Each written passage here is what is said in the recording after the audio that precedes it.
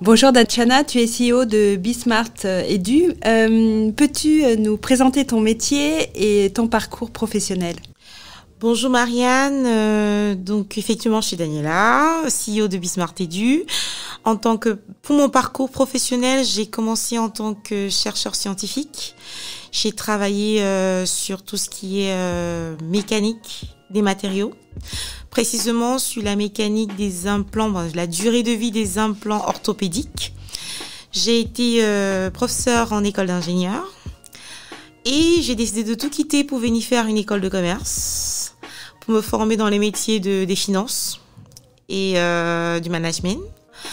Et ensuite, j'ai créé Bismart Edu. Donc, et jusqu'aujourd'hui, je suis toujours CEO de Bismart Edu et je m'épanouis bien dans ce que je fais. En tant que CEO, le simple mot que je dirais, c'est directrice. Et là, tout le monde sait ce que fait une directrice. Quelle est l'activité de la start-up ?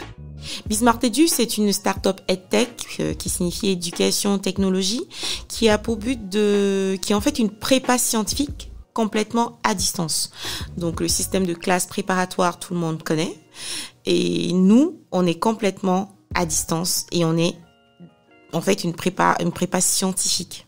Est-ce qu'à côté de ton activité de CEO, as-tu des engagements associatifs ?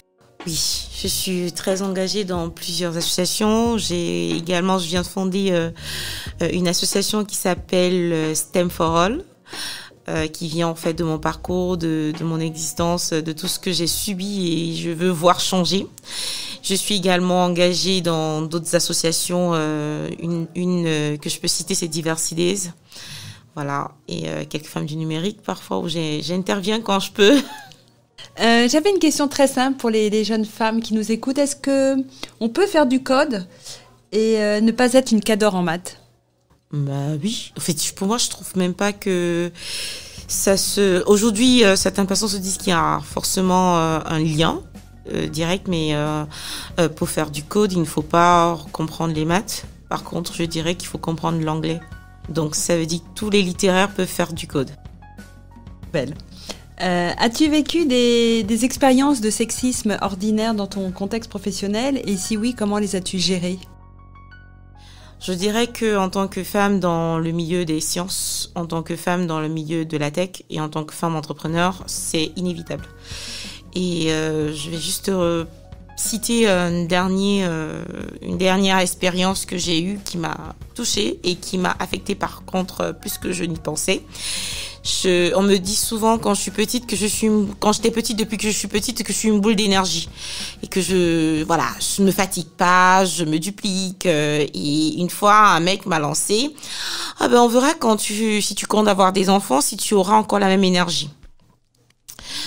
J'avoue que sur le coup, ça ne m'a pas choquée, mais quand j'ai été enceinte de mon gamin, direct, cette parole était présente tout le temps. J'arrivais pas à l'enlever de ma tête, ce qui fait en sorte que, pour moi, quand j'étais invitée dans des conférences ou quand j'avais des rendez-vous avec des partenaires, je leur disais pas.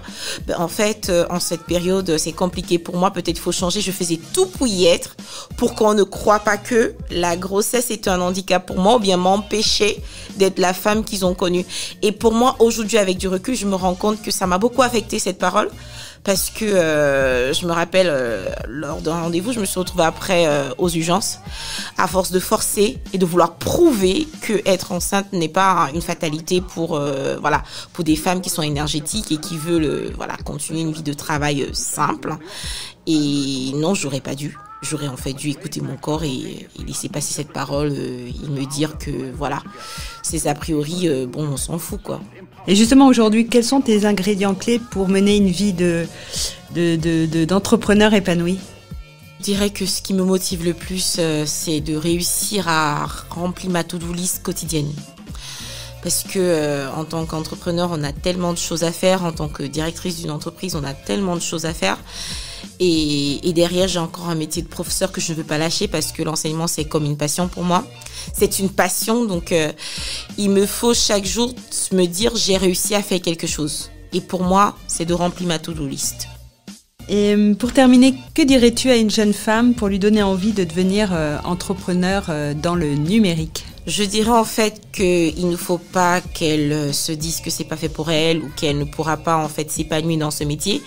Et comme je dis à des jeunes filles, on peut être entrepreneur dans le numérique, être styliste, être cuisinier, être en même temps, autre chose qu'on souhaite, parce que le numérique, c'est quelque chose qui donne tellement d'opportunités et qui permet de faire plusieurs trucs à la fois.